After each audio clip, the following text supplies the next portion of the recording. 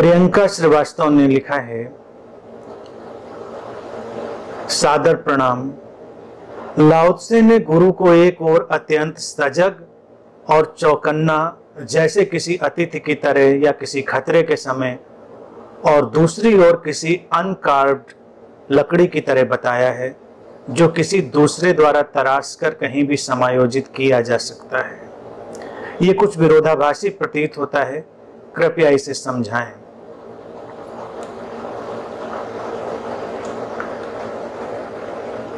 देखो प्रियंका, ये विरोधाभासी नहीं है। पहली बात तो लाओ त्से ने बस इतना ही कहा है कि अनकार्व्ड लकड़ी की तरह होता है संत, एक सद्गुरु।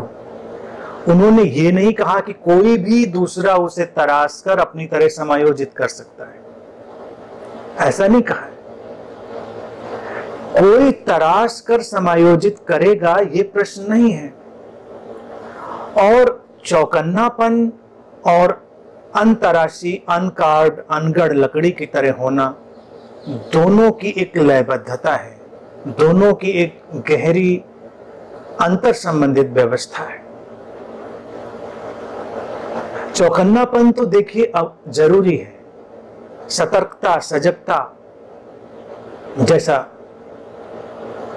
लाओ त्से ने कहा है कि बर्फीली नदी में ठिठुरते ठंड के मौसम में उतरना, इस तरह से सजग होना, सावधान, और चारों तरफ खतरा हो ऐसा चौकन्ना होना, और अतिथि की तरह गरिमापूर्ण, डिग्निफाइड, ये सारी बातें उन्होंने कही।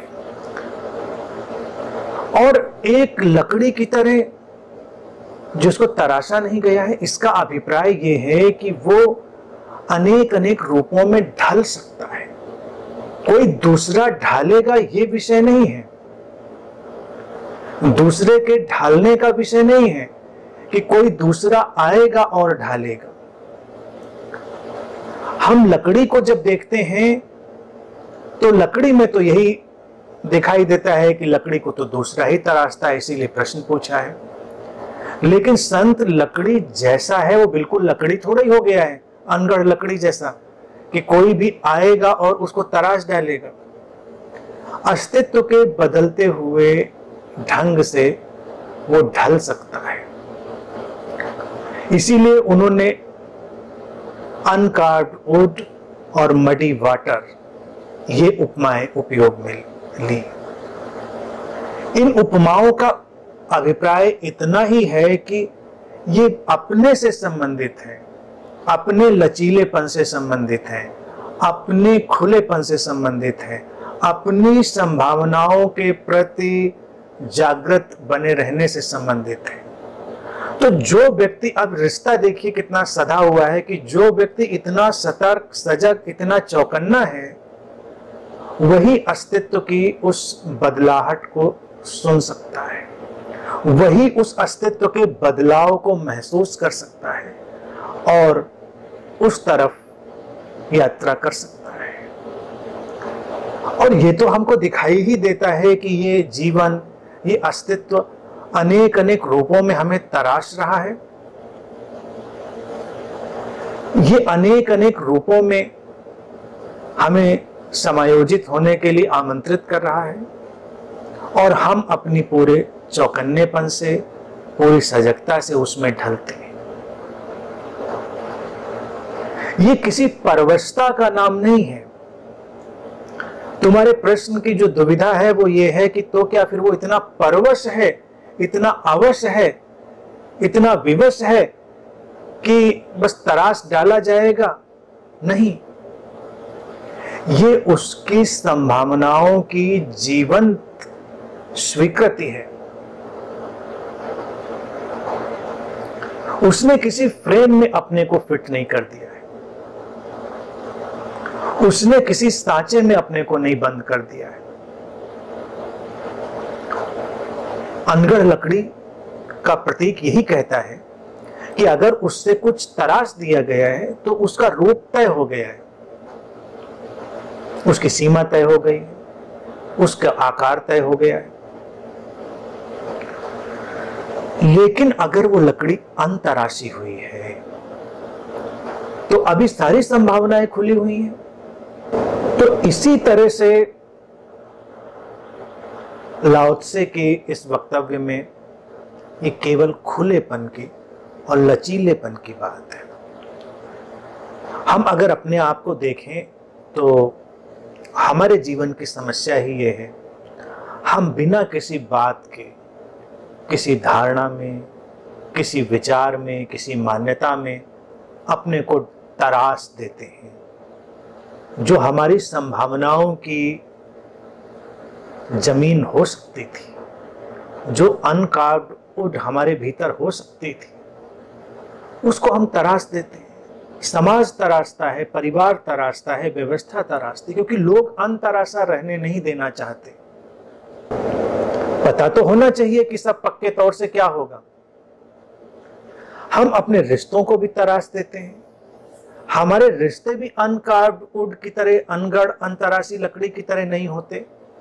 वो भी बिल्कुल प्रिसाइज हैं कि वो खिड़की हैं, दरवाजा है, मेज है, कुर्सी है, क्या है, या कोई उपकरण या कोई सजावट, सब बिल्कुल तय है।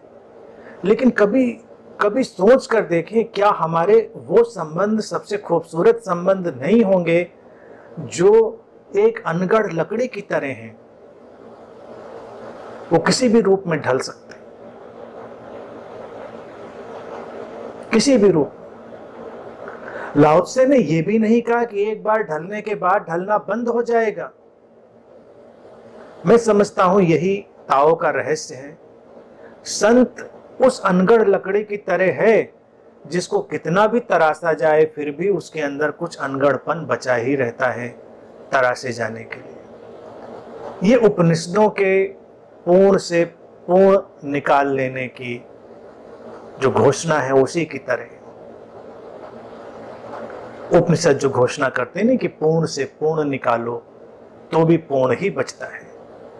तो संत का अनगढ़पन ऐसा ही परिपूर्ण अनगढ़पन है, अनकार्व्ड है, कि उसको कार्व कर दें फिर भी वो अनकार्व्ड बना रहेगा। हम ऐसे संबंधों में भी जी सकते हैं अपने जीवन में। कभी कभी होते हैं हमारे जीवन में, कोई कोई सौभाग्यशाली होता है और तब तुम देखो वो संबंध भी कितने खूबसूरत होते हैं कि कोई संबंधों पर परिभाषा नहीं तुम चस्पा कर सकते, लेकिन संबंध है, प्रेमपूर्ण है, सहयोगी है, ऊपर उठाने वाला है, जीवन में खिलावट लाने वाला है, संबंधों के जगत में भी है। लेकिन जैसे ही हम उसे परिभाषित करते हैं, ये संबंध ये है। इसीलिए देखिए, बहुत जल्दबाजी होती है किसी भी संबंध को परिभाषित कर देने की। अपरिभाषित रह जाए तो अनगढ़पन थोड़ा हमको कचोटता रहता है, क्योंकि अनगढ़पन के साथ रहने की हमारी आदत नहीं। अनकार्व्ड हो सकता है कुछ भी, कोई भी संभावना उग सकती है,